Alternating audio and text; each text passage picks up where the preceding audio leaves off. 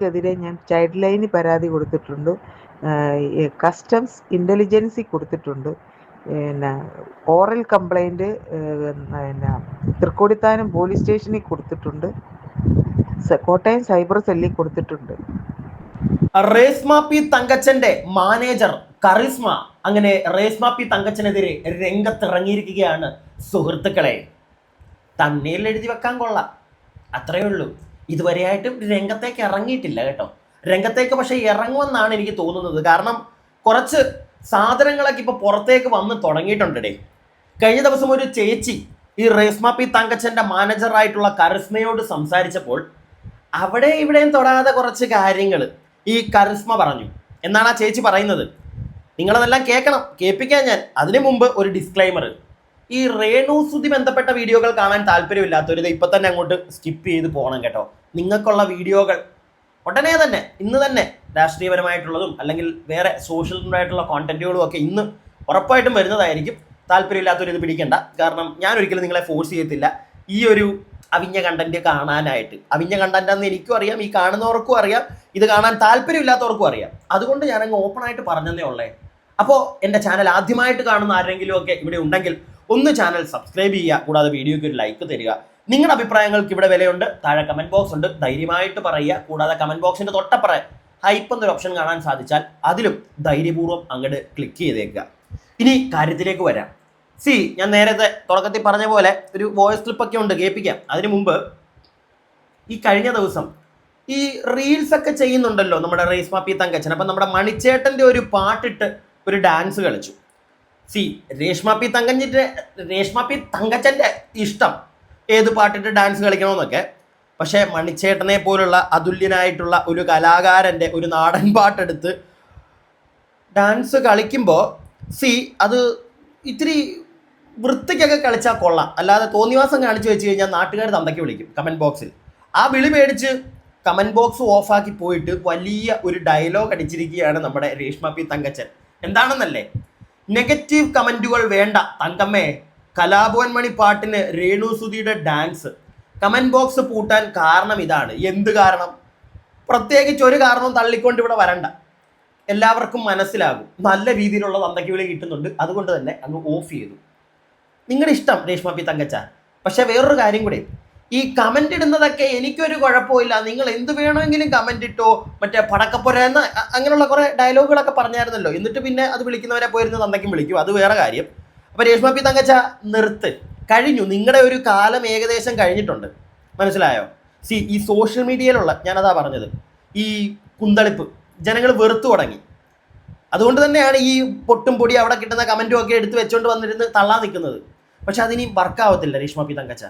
പോയി നിങ്ങളുടെ കണ്ടന്റുകൾ നമ്മളെടുത്ത് റിയാക്ട് ചെയ്യുമ്പോൾ പോലും വ്യൂസ് ഇല്ല. അത് അറിഞ്ഞുകൊണ്ട് തന്നെയാണ് ഈ ഒരു വീഡിയോയും ചെയ്യുന്നത്. അതുകൊണ്ട് തന്നെ പറ്റുന്ന അത്രയും ആളുകൾ ഈ വീഡിയോ മുഴുവനായിട്ട് കാണാനൊന്ന് ശ്രമിക്കുക. കുറച്ച് കഷ്ടപ്പാടുണ്ടേ.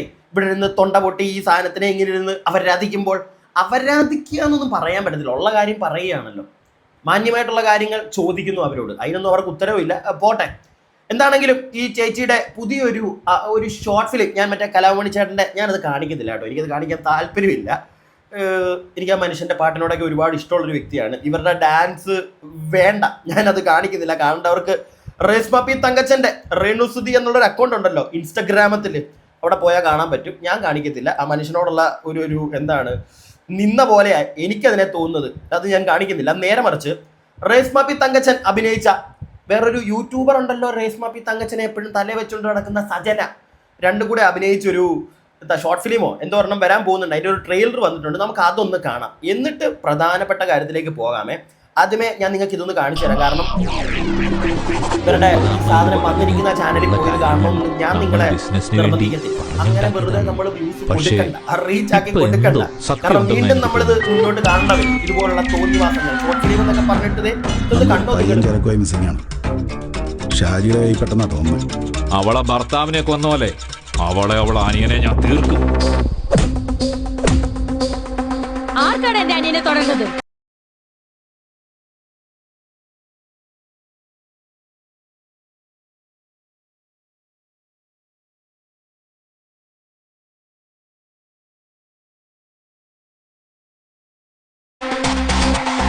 എന്റെ കൊണ്ട് ദൈവമേ, പറയാതെ പ്രവൃത്തി ചെയ്ത് ആരാണ് കാണിക്കണം. വന്നത്?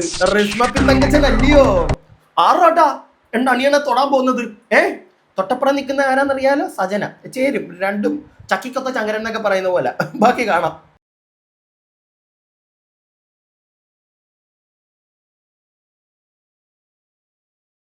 അവിടെ എഴുതി കാണിച്ചത് നിങ്ങൾ കണ്ടായിരുന്നോ? സോഷ്യൽ മീഡിയ സ്റ്റാർസ് രേണുസുതി ആൻഡ് സജന എന്ന്. രേണുസുതി ഓക്കെ, ഈ സജനയൊക്കെ എന്ന് തൊട്ടാണ് ഈ സോഷ്യൽ മീഡിയ സ്റ്റാർ ആയത്? അല്ല, സോഷ്യൽ മീഡിയ ഇപ്പൊ യൂട്യൂബിലുള്ള അവരുടെ അക്കൗണ്ട് പോലും പോയി നോക്കിക്കഴിഞ്ഞാൽ വർഷങ്ങളായിട്ടുള്ള ഒരു അക്കൗണ്ടാണ്. സാധാരണ ഇത്രയും വർഷമായിട്ടൊരു അക്കൗണ്ടൊക്കെ തുടങ്ങിയ ഒരാൾക്ക് അത്യാവശ്യം റീച്ച് ഉണ്ടാവും. ഇത് ഒരു തേങ്ങയില്ല. ഒരാളുടെ റീച്ച് ഇല്ലായ്മയെ ഞാൻ കളിയാക്കോ കുറ്റപ്പെടുത്തോ നാണം കെടുത്തനോ ചെയ്യുന്നതല്ല, അല്ലെങ്കിൽ പറയുന്നതല്ല. ഒരു സങ്കടം തോന്നുന്നു. ഇത്രയും ഒരു ഇതില്ലാത്തവരെയൊക്കെ വിശേഷിപ്പിക്കുന്ന അല്ലെങ്കിൽ ചെമ്മാടത്തിലല്ലേ സത്യം പറഞ്ഞു. ബാക്കി എന്റെ ആൾക്കാരെ മുഴുവൻ ഒടുക്കുന്നു. നിങ്ങൾക്ക് വരാനുള്ള സമയമായി.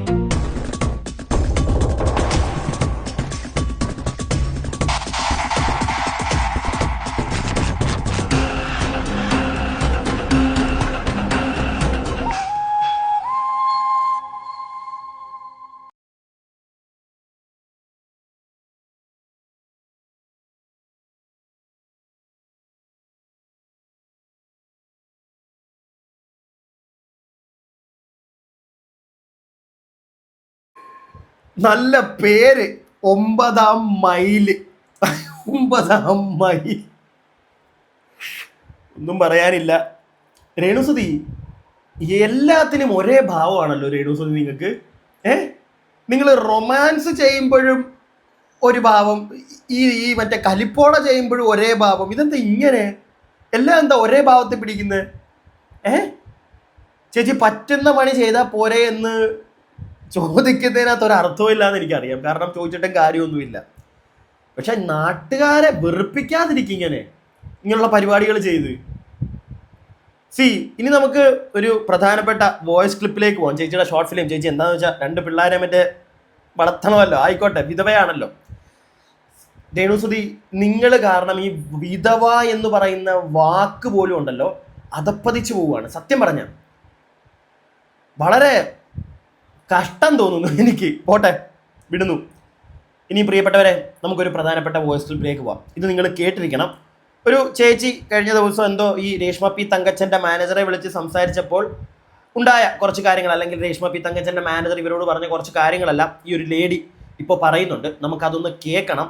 അതുപോലെ തന്നെ എനിക്കും ചോദിക്കാനുള്ള, തുടക്കത്തിൽ തന്നെ ചോദിച്ചേക്കാം.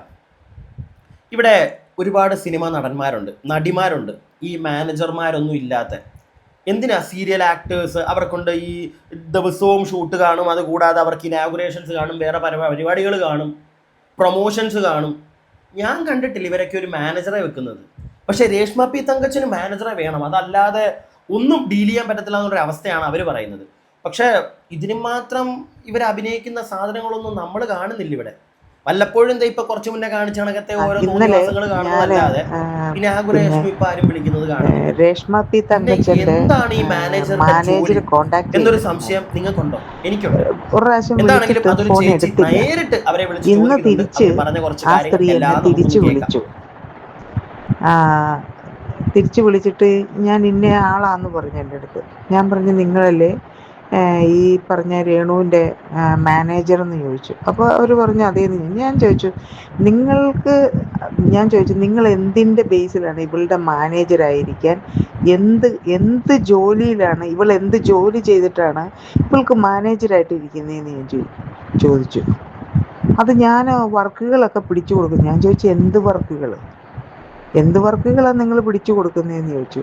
ഞാൻ ചോദിച്ചു നിങ്ങൾ ഈ ബാറിൽ ഇതുപോലുള്ള കുൽസിത പ്രവൃത്തികൾക്കല്ലേ നിങ്ങൾ ഈ അവൾക്ക് ഈ വർക്ക് പിടിച്ചു കൊടുക്കുന്നതെന്ന് ഞാൻ ചോദിച്ചു. അതല്ല, അങ്ങനല്ല, അവൾക്ക് പിന്നെ ദുബായിലോ അവിടെ ഇവിടെയൊക്കെ ഉള്ള ഓരോ വർക്കുകൾ പിടിച്ചു കൊടുക്കുന്നത്. അവൾക്കൊരു വിധവയല്ലേ, ആണ്, 2 പിള്ളേരുണ്ട്, പിള്ളേരെ വളർത്തണ്ടേന്ന്.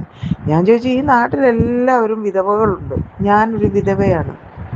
ഞങ്ങളാരും ഇതുപോലെ പൂക്കളും കാണിച്ചു വയറും കാണിച്ച്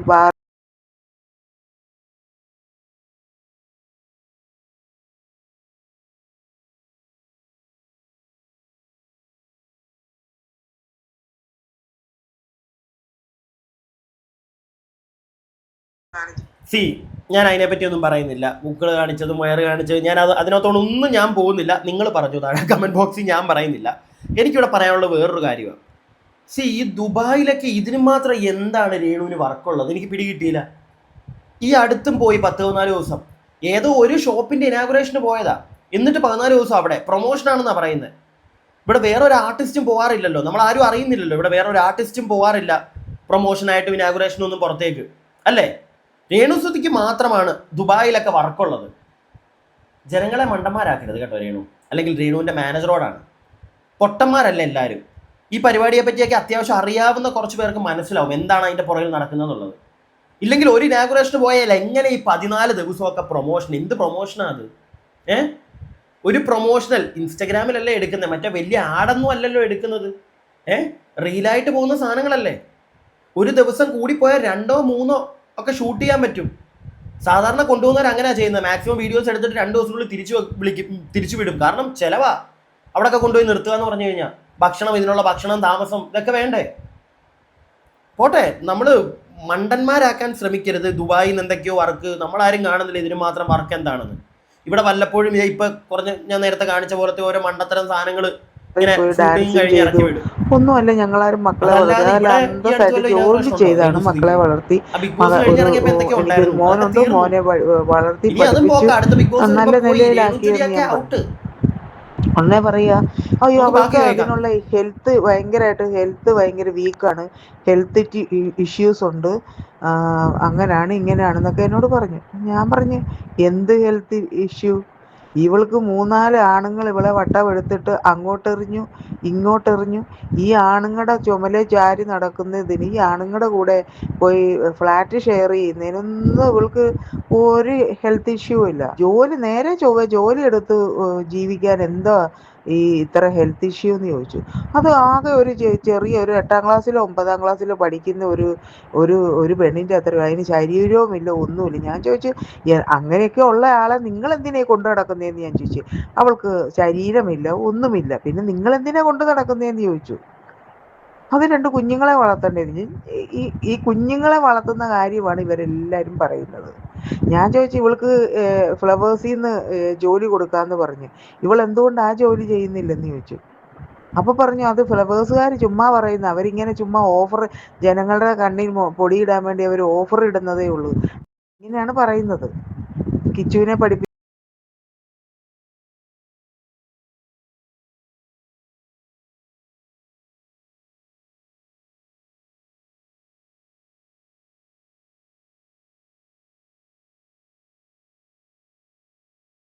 ഇതിന് ഉത്തരം ഫ്ലവേഴ്സുകാരാണ് പറയേണ്ടത്. സത്യം പറഞ്ഞാൽ ഫ്ലവേഴ്സിന്റെ ആ കോമഡി ഉത്സവം എന്ന് പറയുന്ന പരിപാടിയുടെ ഡയറക്ടർ അനുപേട്ടൻ എനിക്ക് പേഴ്സണലി പണ്ട് അറിയാവുന്ന ഒരു വ്യക്തിയായിരുന്നു. അനുപേട്ടനൊക്കെ ഓപ്പണായിട്ട് വന്ന് പറഞ്ഞതാണ് പല ഇൻ്റർവ്യൂകളിലും. ജോലിയൊക്കെ അവർക്ക് ഓഫർ ചെയ്തതാണ്, അവർക്ക് താല്പര്യമില്ല. അവർക്ക് ഇഷ്ടമുള്ളത് ഈ പരിപാടികളാണ്. ആൽബം അഭിനയം, ആൽബം പിടുത്തം, ആൽബം അഭിനയം. എന്നാൽ അഭിനയിക്കാൻ അറിയാമെങ്കിൽ അതൊക്കെ ചെയ്താൽ മനസ്സിലാക്കാം. ഇത് കാണിക്കുന്നതൊക്കെ കണ്ടിട്ട് നമുക്കാർക്ക് ഈ സാധനം കണ്ടാർക്കും തോന്നിയിട്ടുണ്ടെന്ന് എനിക്ക് തോന്നുന്നില്ല ഇവർ മറ്റേ ഭയങ്കര അഭിനേത്രിയാണെന്ന്. എനിക്ക് തോന്നിയിട്ടില്ല. എന്തൊക്കെയോ കാണിച്ചു കൂട്ടുന്നു, എല്ലാത്തിനും ഒരേ റിയാക്ഷൻ. പിന്നെ മക്കളെ വളർത്തുന്ന കാര്യം, കിച്ചുവിനെ വളർത്തേണ്ട കാര്യമില്ലല്ലോ. ഇപ്പോൾ ആകെ ഒരാളെ ഉള്ളൂ. ആ ഒരാളെ വളർത്തേണ്ട കാര്യം അങ്ങ് പറഞ്ഞാൽ മതി. പിടികിട്ടിയോ? അതിൻ്റെ അങ്ങ് പറഞ്ഞാൽ മതി. പിന്നെ അതും പോട്ടെ, വിധവാ കാർഡൊക്കെ പറഞ്ഞുകൊണ്ട് എത്ര പുതിയ പരിപാടി പിടിക്കുക. നമുക്ക് ബാക്കി കുറച്ചും കൂടി ഒന്ന് കേട്ടേക്കാം. കാണിക്കുവോ? അല്ലെ, നിങ്ങൾക്ക് ഒരു മകളുണ്ട്, നിങ്ങളുടെ മകളെ നിങ്ങൾ സമ്മതിക്കുമോ, ഇതുപോലത്തെ പണി ചെയ്യാൻ സമ്മതിക്കുമോ എന്ന് ചോദിച്ചു. എനിക്കതിനുള്ള കോൺഫിഡൻസ് ഇല്ല, എനിക്കതിനുള്ള കോൺഫിഡൻസ് ഒന്നുമില്ല. അവൾക്ക് ഈ പറഞ്ഞ രേണു എന്ന് പറഞ്ഞവൾക്ക് എന്തും ചെയ്യാനുള്ള കോൺഫിഡൻസ് ഉണ്ടെന്ന് പറഞ്ഞു. എന്തും ചെയ്യാനുള്ള കോൺഫിഡൻസ് ഉള്ളത് കൊണ്ടാണ് അവൾ എന്തും കാണിക്കുന്നതെന്ന് പറഞ്ഞു. ഇവര് ആ കോൺഫിഡൻസിനെ ഇവരെല്ലാം യൂട്ടിലൈസ് ചെയ്യുമല്ലേ, അല്ലേ? അപ്പം ഇങ്ങനെയൊക്കെയാണോ ആ ഈ പെണ്ണിനുണ്ടല്ലോ, ഈ പെണ്ണ് സർവനാശത്തിലേക്കായിരിക്കുന്നു. ഇതിന് ബുദ്ധിയും ബോധവും ഉണ്ടെങ്കിൽ ഇനിയാണെങ്കിൽ അതിന് കരകയറാൻ സമയമുണ്ട്. അവൾ എന്ത് വേണമെങ്കിലും ചെയ്തോട്ടെ.